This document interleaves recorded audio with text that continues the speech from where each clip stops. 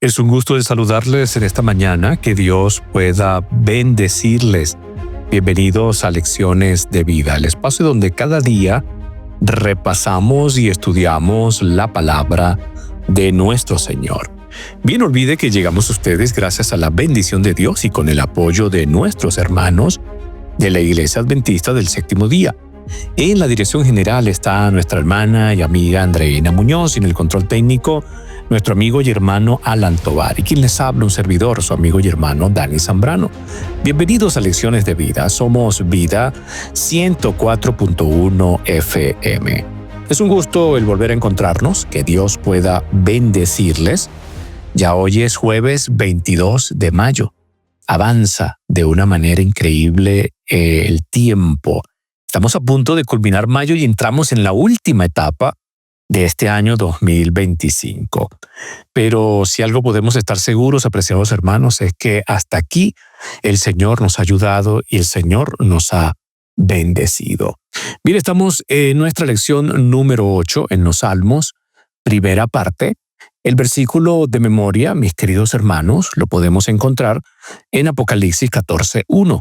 Dice de la siguiente manera: entonces miré y vi al Cordero de pie sobre el monte Sión, y con él 144,000 que tenían el nombre del Cordero y el nombre de su Padre escrito en sus frentes. Apocalipsis 14, el verso número 1. Y en el contexto de reavivados por su palabra, hoy 22 de mayo, nos corresponde la lectura de Génesis capítulo número 36. Génesis capítulo 36. Bien, vamos a orar para iniciar nuestro estudio en el día de hoy.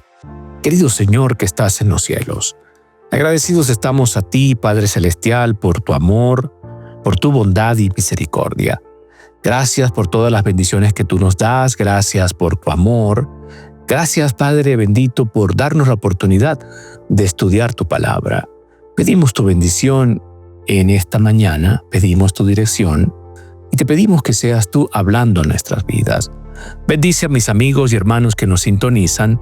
Perdona, Señor, nuestros pecados. Te lo pedimos en el santo nombre de Cristo Jesús. Amén y amén. Mateo 28, versículo número 19 y 20, nos dice lo siguiente: por tanto, id y haced discípulos a todas las naciones, bautizándolos en el nombre del Padre, del Hijo y del Espíritu Santo, enseñándoles que guarden todas las cosas que os he mandado, y he aquí yo estoy con vosotros todos los días hasta el fin del mundo. Y cuando nosotros vamos entonces a Apocalipsis, capítulo número 14, allí, apreciados, nos encontramos con un llamado, un mensaje maravilloso que Dios espera que usted y yo podamos entonces vivir. Un mensaje maravilloso que Dios espera que usted y yo podamos anunciar y dar en el contexto del fin de este siglo, de este tiempo.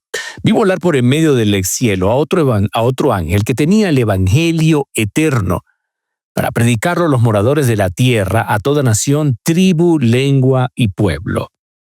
Y cuando usted también revisa entonces la palabra del Señor, y usted se ubica en Mateo, capítulo número 24, allí Jesús, hablando del fin del tiempo, hablando del momento final en el cual el mundo se encuentra, y verán señales en medio de todas las cosas que anunciarán que Cristo viene. Hay un texto maravilloso, y es el versículo número 14. Y será predicado este evangelio del reino en todo el mundo para testimonio a todas las naciones, y entonces vendrá el fin. ¿Qué tiene que ver todo esto con el estudio de hoy? El Señor nos llama, apreciados hermanos, a predicar el evangelio.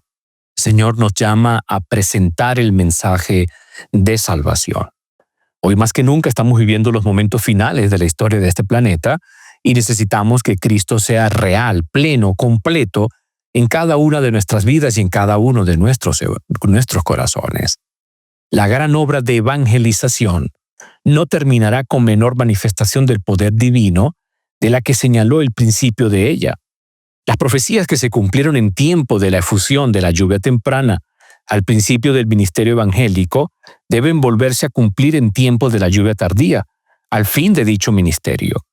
Esos son los tiempos de refrigerio en que pensaba el apóstol Pedro cuando dijo: así que arrepentíos y convertíos para que sean borrados vuestros pecados, pues que vendrán los tiempos del refrigerio de la presencia del Señor y enviará a Jesucristo, como dice Hechos 3, versículos 19 y 20. ¿Cómo vendrán? ¿Quiénes serán? Vendrán siervos de Dios con semblantes iluminados y resplandecientes de santa consagración, y se apresurarán de lugar en lugar para proclamar el mensaje celestial. Miles de voces predicarán el mensaje por toda la tierra. Se realizarán milagros, los enfermos sanarán, y signos y prodigios seguirán a los creyentes. Satanás también efectuará sus falsos milagros al punto de hacer caer fuego del cielo a la vista de los hombres. Y Apocalipsis 13:13, como lo dice así. Es así como los habitantes de la tierra tendrán que decidirse en pro o en contra de la verdad. El mensaje no será llevado adelante tanto con argumentos como por medio de la convicción profunda del Espíritu de Dios. Los argumentos ya fueron presentados. Sembrada está la semilla y brotará y dará frutos. Las publicaciones distribuidas por los misioneros han ejercido su influencia. Sin embargo, muchos cuyo espíritu fue impresionado han sido impedidos de entender la verdad por completo o de obedecerla. Pero entonces los rayos de luz penetrarán por todas partes. La verdad aparecerá en toda su claridad y los sinceros hijos de Dios romperán las ligaduras que los tenían sujetos. Los lazos de familia y las relaciones de la iglesia serán impotentes para detenerlos. La verdad les será más preciosa que cualquier otra cosa. A pesar de los poderes coligados contra la verdad, un sinnúmero de personas se alistará en las filas del Señor. Conflicto de los siglos, la página 596 y 597. Creo que lo que acabamos de leer y escuchar definitivamente nos muestra cómo será el final. El final de este mundo, preciados hermanos, no solamente estará lleno de señales intensas y de señales poderosas, sino también será marcado por la predicación del Evangelio. Una gran comisión tiene la Iglesia. Una gran comisión. Por tanto, id y haced discípulos a todas las naciones, bautizándolas en el nombre del Padre, y del Hijo y del Espíritu Santo, enseñándoles que guarden todas las cosas que os he mandado, y aquí yo estoy con vosotros hasta el fin del mundo. Jesús dio este mandamiento a los apóstoles poco antes de ascender al cielo, y esencialmente resume lo que Jesús esperaba que los apóstoles y quienes lo siguieran hicieran en su ausencia o mientras Él regresa. Ahora es interesante que en el griego original, el único mandato directo en Mateo 28, 19 al 20 es hacer discípulos. La Gran Comisión nos ordena hacer discípulos mientras andamos por el mundo. Las instrucciones de id y bautizar y enseñar son mandatos indirectos. En el original, ¿cómo debemos hacer discípulos? Bautizándolos y enseñándoles todo lo que Jesús mandó. Hacer discípulos es el mandato principal de la Gran Comisión. Ir, bautizar y enseñar son los medios por los cuales cumplimos el mandato de hacer discípulos. Un discípulo es alguien que recibe una instrucción de otra persona. Un discípulo cristiano es un seguidor bautizado de Cristo, alguien que cree en la enseñanza de Cristo. Un discípulo de Cristo imita el ejemplo de Jesús. Se aferra a su sacrificio, cree en su resurrección, tiene el Espíritu Santo y vive para hacer su obra. El mandato de la Gran Comisión de hacer discípulos significa entonces enseñar o entrenar a la gente a seguir y a obedecer a Cristo. Muchos entienden Hechos 1:8 como parte de la Gran Comisión.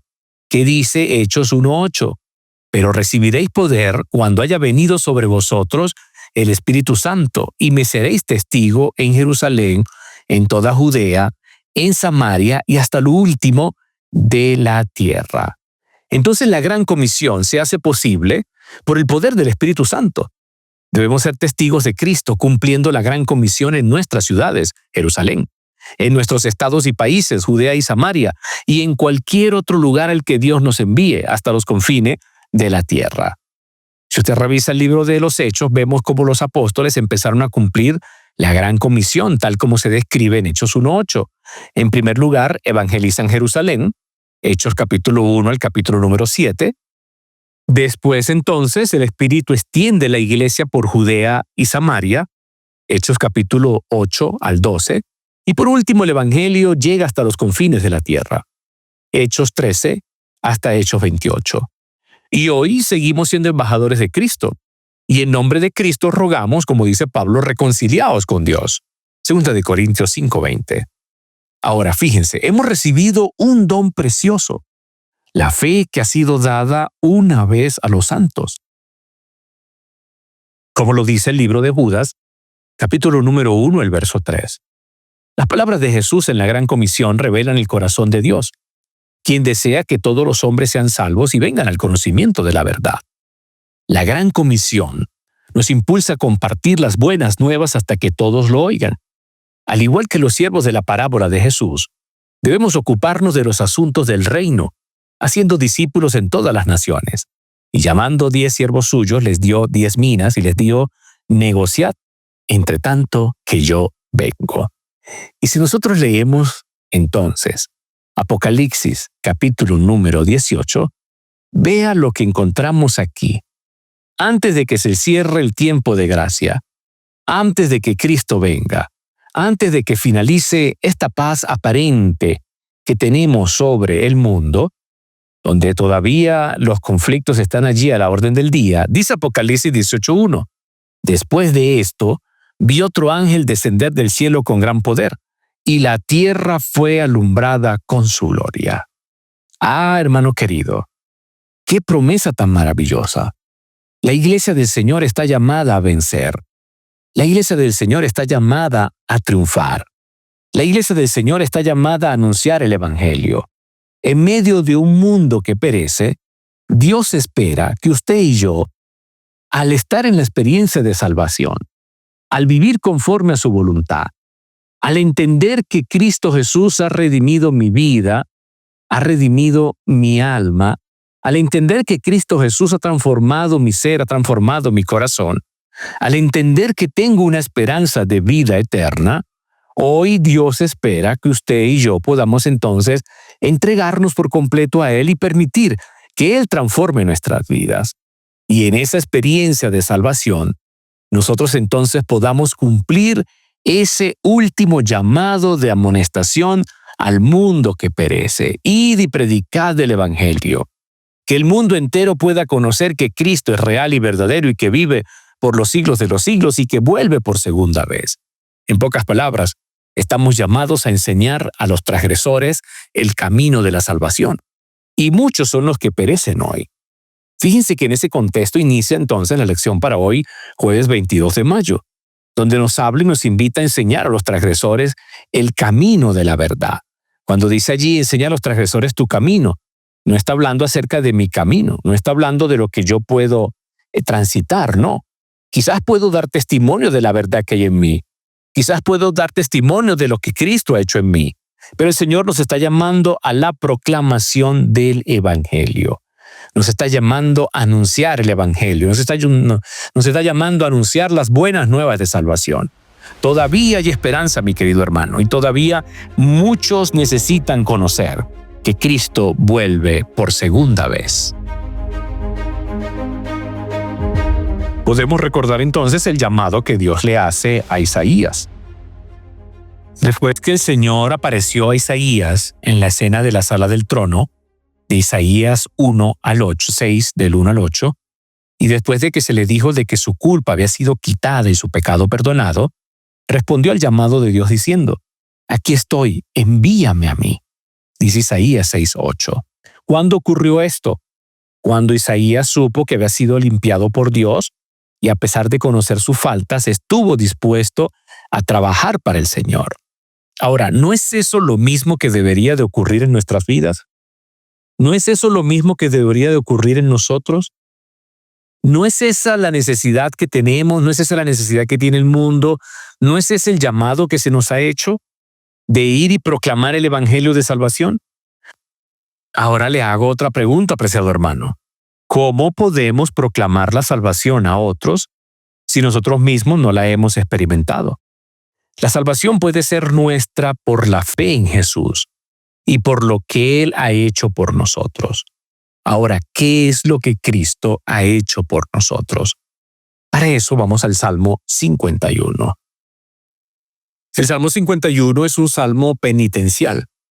David lo escribió después de cometer su gran pecado con Betsabé, en la angustia del remordimiento y la repugnancia de sí mismo por su pecado. Eso lo describe el libro de la Educación, la página 160. Y Patriarcas y Profetas, la página 784 y 785 dice, es una expresión del arrepentimiento de David cuando le llegó el mensaje de reprensión de parte de Dios. Un himno que había de cantarse en las asambleas públicas de su pueblo, para que otros se instruyeran por el conocimiento de la triste historia de su caída. Es una oración en procura de perdón y de santificación mediante el Espíritu Santo. Acompaña a la petición votos de gratitud por la misericordia de Dios y promesas para el futuro. Y creo que ningún otro pasaje del Antiguo Testamento pinta de una manera tan cruda, tan real, el arrepentimiento. Y creo que David también destaca, y el Salmo 51 destaca, la confianza de David al arrepentirse en el poder de Dios. David confía plenamente en el poder de Dios. David confía plenamente en la misericordia de Dios. Misericordia que perdona, restaura. Misericordia que le devuelve el gozo de la salvación a David. El Salmo 51, preciados hermanos, inicia diciendo, ten piedad de mí, oh Dios, conforme a tu misericordia, conforme a la multitud de tus piedades, borra mis rebeliones. Con un corazón quebrantado al comprender su gran pecado contra Urías y Betsabé, y abrumado por el peso de su culpa, David clama a Dios, implorando misericordia. Y en este ruego no hay ninguna excusa, ninguna disculpa, ningún intento de justificarse, ninguna queja contra la justificación de la ley que lo condenaba. Con verdadera humildad, David solo se culpa a sí mismo. Ten misericordia de mí. Ten misericordia de mí. Ten piedad de Dios o de mí. Fíjense que cuando sentimos la enormidad del pecado, pues allí en ese momento, si vamos al Señor y somos sinceros, hablamos de justicia. Experimentamos la necesidad de un Salvador. Hablamos de su amor. David reconoce que la misericordia de Dios es múltiple, es grande, y Él es el único que puede borrar, quitar todas nuestras rebeliones. Lávame más y más. Algunas versiones dicen lávame mucho, lávame a fondo, lávame completo, limpia mi maldad. Contra ti solo he pecado y he hecho lo malo delante de tus ojos, para que seas reconocido justo en tu palabra y tenido por puro en tu juicio. David no pretendía decir con estas palabras que no había perjudicado a Urías y a Betsabé, sino que en un sentido más profundo, todo pecado se comete contra Dios. Cuando Natán lo acusó, David declaró, pequé contra Jehová, segunda de Samuel 12:13. José también reconoció que si cedía a la tentación, pecaba contra Dios. ¿Cómo pues haría yo este gran mal y pecaría contra Dios? Dice José en el momento de la prueba. Génesis 39, versículo número 9. Pero además de eso, David allí describe de una manera interesante todas las consecuencias que pueden producir y producen el pecado en la vida de quien no se entrega por completo al Señor, sino que decide vivir conforme quizás al pecado, pero se olvida que el único que puede transformar y guardar nuestra vida es Cristo Jesús. Entonces, cuando revisamos el Salmo 51, vemos que esta oración se escribe por David, cuando el profeta Natán lo confronta por su pecado. La oración comienza con el clamor de David pidiendo perdón a Dios, con una apelación a su misericordia a causa de sus transgresiones. Y a continuación el Salmo se divide en dos partes. La primera, que va desde el versículo 1 hasta el 9, es una súplica a Dios para que borre sus transgresiones, que lo separan de Dios. Aquí se describe entonces a Dios como misericordioso, el Dios de la verdad y que no oculta su rostro. El pecado es tan grande y profundo que se utilizan todas las designaciones de la transgresión. Yet, pecado, pesha, rebelión, abon, iniquidad, para dar cuenta de la magnitud de su falta. El poeta utiliza una imagen hiperbólica. Su pecado se origina desde el momento de su concepción en el vientre de su madre.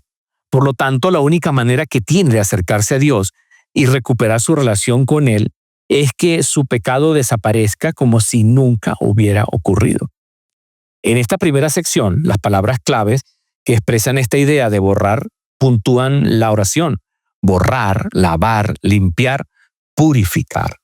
Y la segunda parte del Salmo entonces se centra en la idea de renovación.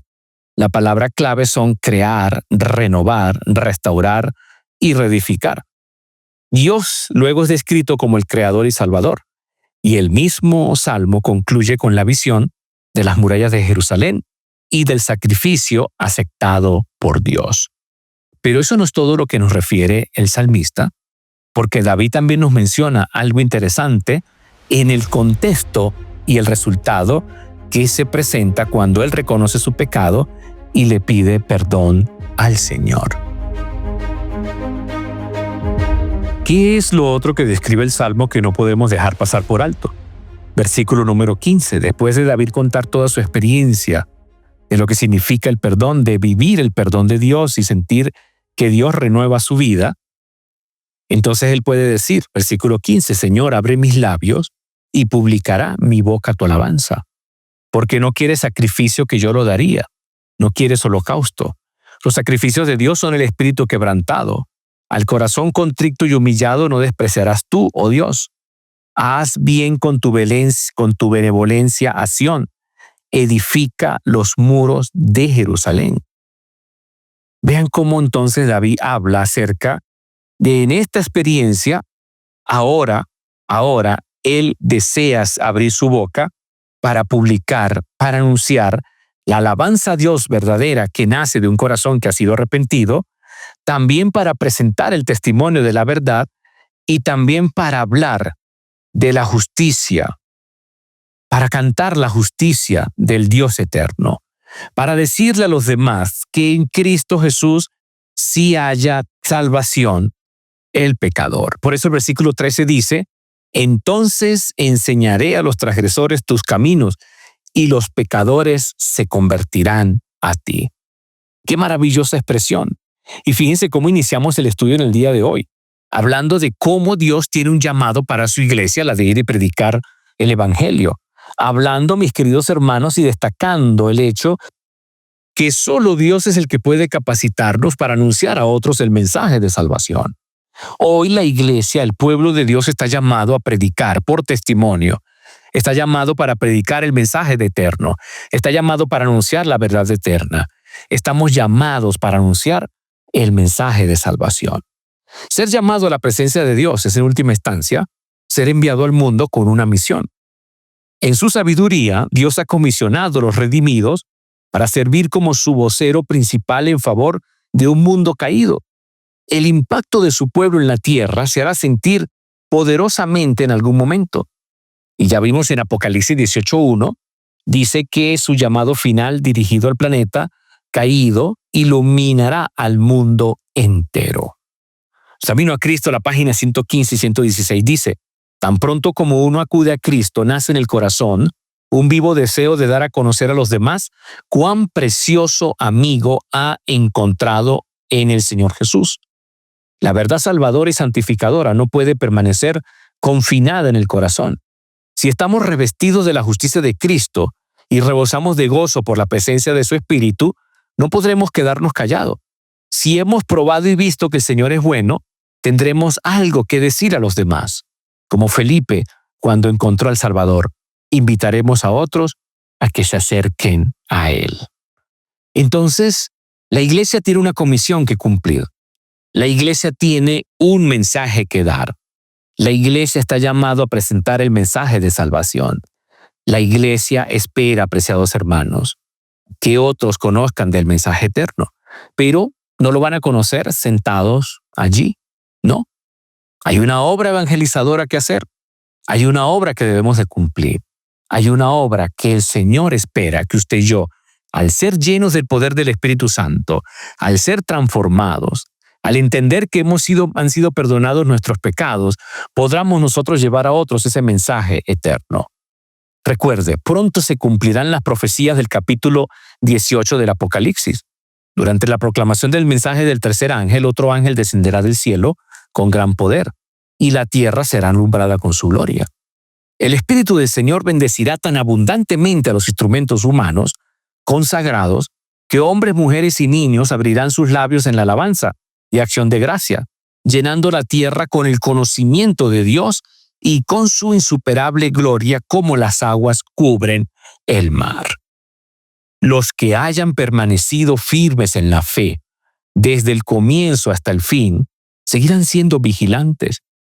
Durante el tiempo en el que el mensaje del tercer ángel se proclama con gran poder, durante el fuerte clamor, ayudada por la intervención providencial de su exaltado Señor, la Iglesia difundirá el conocimiento de la salvación en una forma tan extensa que la luz será transmitida a cada ciudad y pueblo.